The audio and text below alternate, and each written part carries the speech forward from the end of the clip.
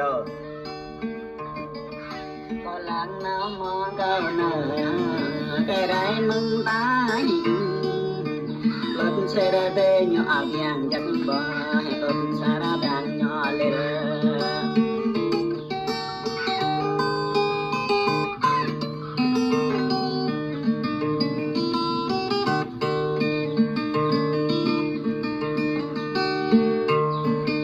đời nhát có gì đó mà rồi để nó lút mà rồi lút van tha mà bờ ra xóa cơ bụng bờ ra bụng cơ bò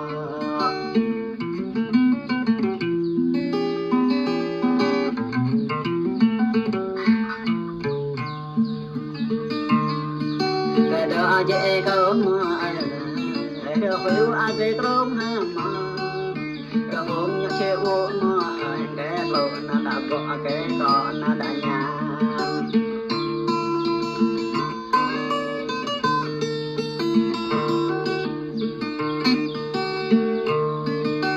ngàn mà đỡ lấp đi đạch mà lê mà đỡ hăng gõ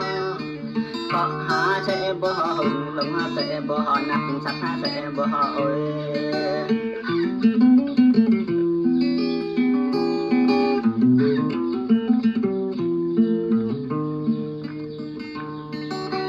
lời nhậm bờ blue mà anh thơm gặp đang ngoé nhà thơm lời nhậm bờ lông mà người gặp ta chậm đã người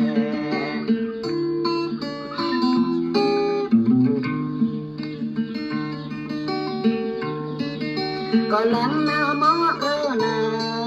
có rụng năng có bên hà mò cào con răng thơ ra cào chặt có rụng năng có áo hà la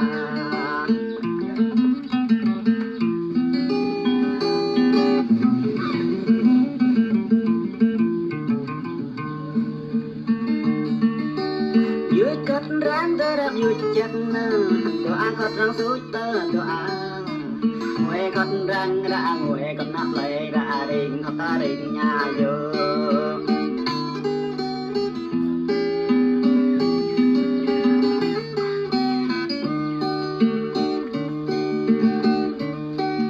đã dứt bên con mà đã dứt bên con mà đã dứt bên bờ sốt mà đã dứt bên lịch la Today,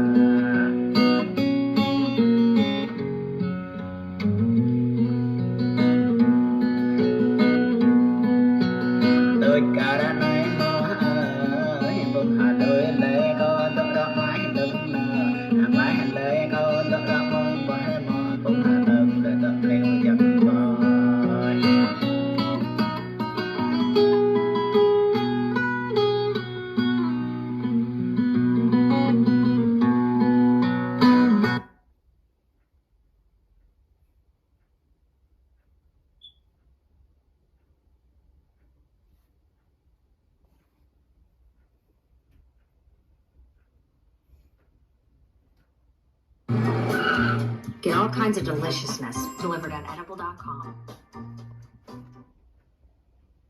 It's the Rooms to Go anniversary sale. Save on this Drew and Jonathan bedroom with complete queen upholstered bed, dresser, and mirror. Just $21.88 or $37 a month, interest free. Plus, get this bonus buy, 30% off the matching chest. Mưa mưa xe. Quả tôi mà mưa. À cái bay mưa mưa là thế nào?